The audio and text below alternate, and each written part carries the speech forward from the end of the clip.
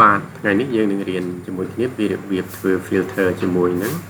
measure data មានន័យថាធ្វើជាមួយនឹង data ដែលជាបរិមាណអញ្ចឹងជាដំបូងយើង connect តាម upload ទៅ data source របស់យើងសិន data source របស់ខ្ញុំពេលនេះគឺជា Excel អញ្ចឹងខ្ញុំចុចទៅលើ Microsoft Excel នេះមកតមកខ្ញុំទៅរកកន្លែង data source របស់ខ្ញុំទុកខ្ញុំចុច open មកឥឡូវនេះតាម upload វាកំពុងតែ connect ជាមួយនឹង data source របស់ខ្ញុំបាទវា connect បានហើយ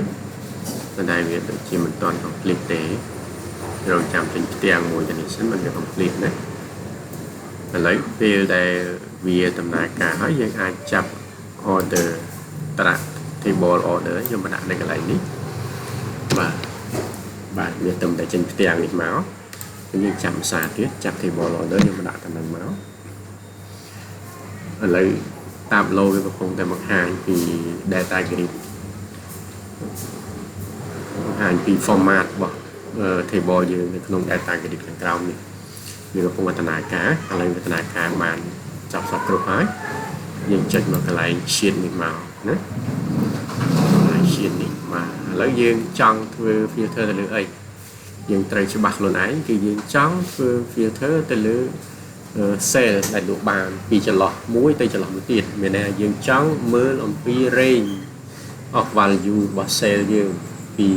កម្រិតមួយនៅក្នុងកម្រិតមួយនឹងលក់បានប្រមាណណាអញ្ចឹងសំខាន់គឺរឿងយើងចង់ filter ទៅលើ cell ណាហើយយើងចង់ដឹងថា cell នៅក្នុង category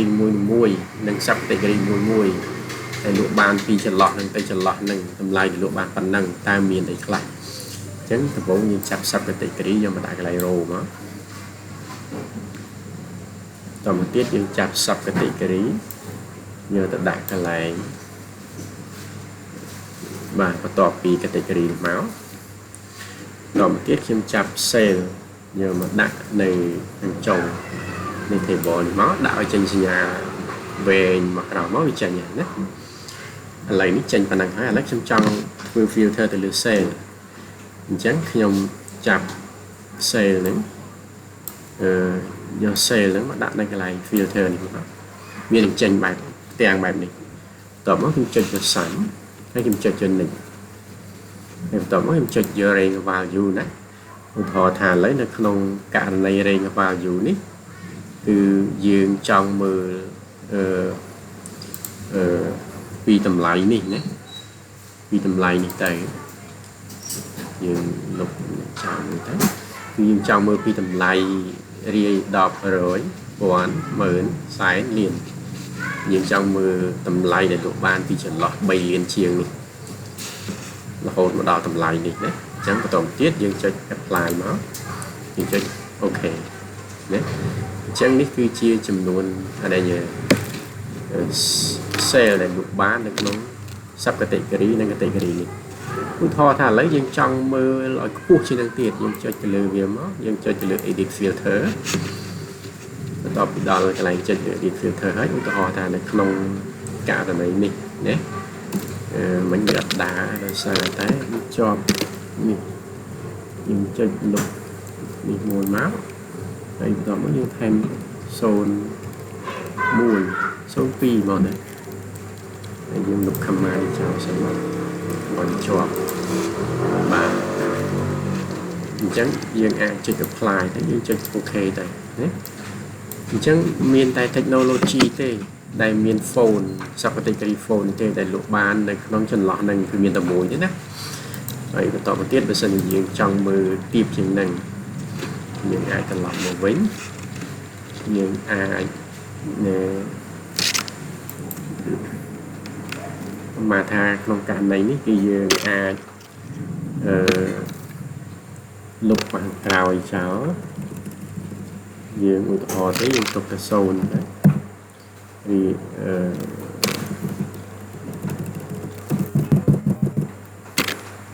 100 1000 10000 សែន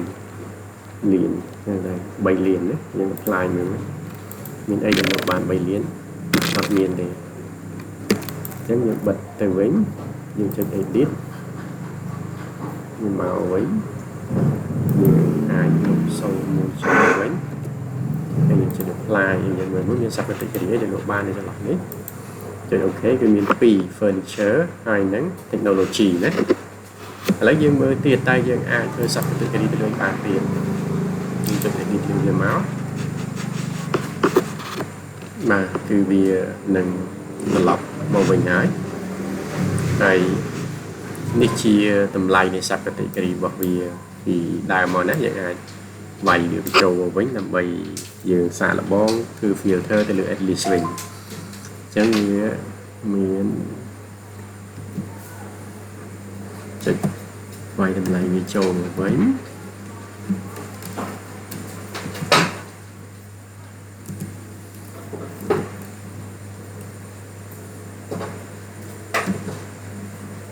បាទចុច apply មកវិញមកវាមកវិញឥឡូវនេះយើងចង់មើល add list វិញម្ដងណា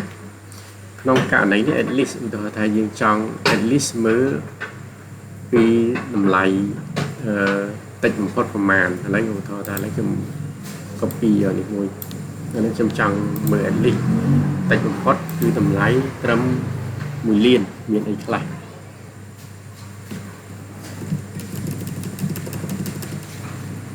យើងដាក់1លានមករាយ10,000បាទខ្ញុំចុចយក apply ខ្ញុំចុចយក OK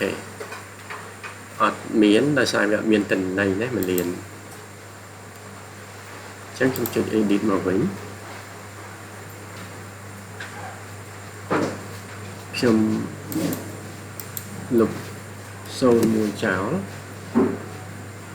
ខ្ញុំ apply បាទអញ្ចឹងមានណាសព្ទកិរិយាដែលលោកបានតិចបំផុត100,000គឺមានច្រើនណាមានទាំង furniture office supply ហើយនិង technology category ទាំង3នេះគឺមានទាំង3ណានេះជារបៀបប្រើ add list ឥឡូវនេះយើងអាចមកមើលមួយទៀតគឺរបៀបប្រើនៃ Atmos វិញម្ដងណា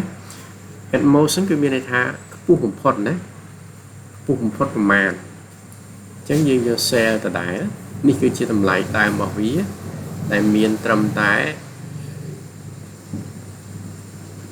330,000ទេណាអញ្ចឹងយើងចង់មើលតែខ្ពស់បំផុតនៃត្រឹមប្រមាណថាត្រឹម200,000ចុះមានអីខ្លះខ្ពស់បំផុតត្រឹម200,000នេះយើងចុច apply មកចុច OK បាទអញ្ចឹង200,000វាមានច្រើនណាអញ្ចឹងនេះគឺជារបៀបប្រើ Atmos ចង់បញ្ជាក់ឡើងវិញណាអញ្ចឹងរបៀបដែលយើងធ្វើ filter ជាមួយនឹងពពួក measure data ពពួកទិន្នន័យដែលជាបរិមាណមានធ្វើតាមរយៈ range value មានន័យថាយើងមើល range ពីចន្លោះមួយទៅចន្លោះមួយទៀតនិង add list មានន័យយើងមើលតម្លៃដែលទាបបំផុតបរិមាណដែលទាបបំផុតពីត្រឹមណា